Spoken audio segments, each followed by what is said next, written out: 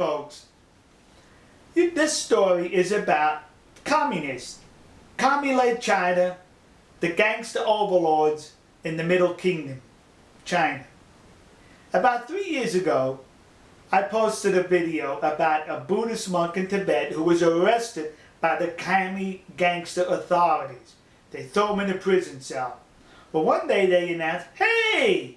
One day he was in the prison cell, the next day he was not there. The doors were locked, he just disappeared. Yeah! You see, the Middle Kingdom is now the mystical kingdom, the magical kingdom. And that poor monk was never heard from again. Well, he just disappeared. Who are you going to blame? The commie authorities because he disappeared?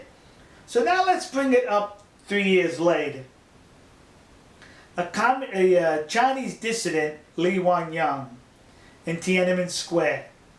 Well, the commies make their sweep and they're murdering a whole bunch of people. Well, they grab him and arrest him and throw him in prison. For 20 years, he was at hard labor. He's solitary confinement most of the times, and beaten constantly. And through the solitary confinement, the hard labor, and the constant beatings, he maintained his determination to go forward. He still had the spirit to live and go on. Well, after 20 years, he develops a heart disease and diabetes.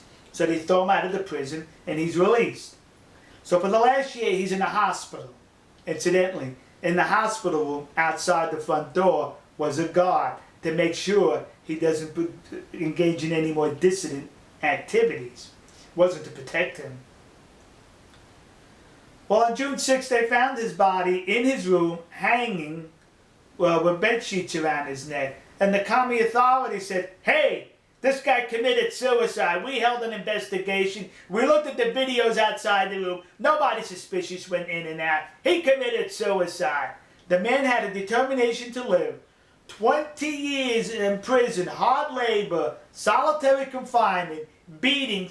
Never committed suicide or thought about it. The past year, his family said he was in good spirits with that determination. And you want to know what's even more telling about this incident? He committed suicide by hanging himself. His feet were touching the ground when they found him. How do you hang yourself with your feet touching the ground? Well, it's quite simple.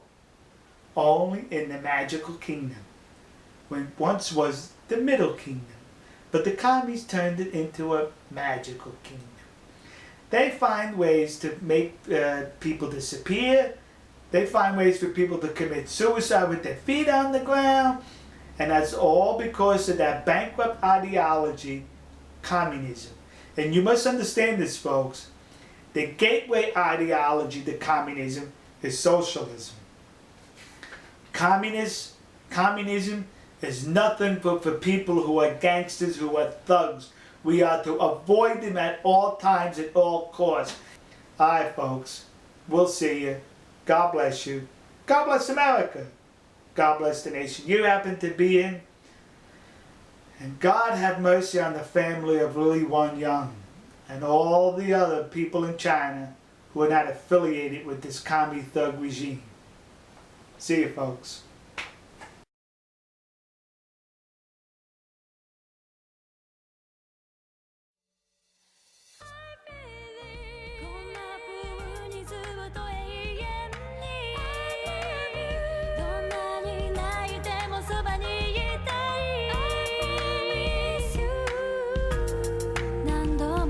More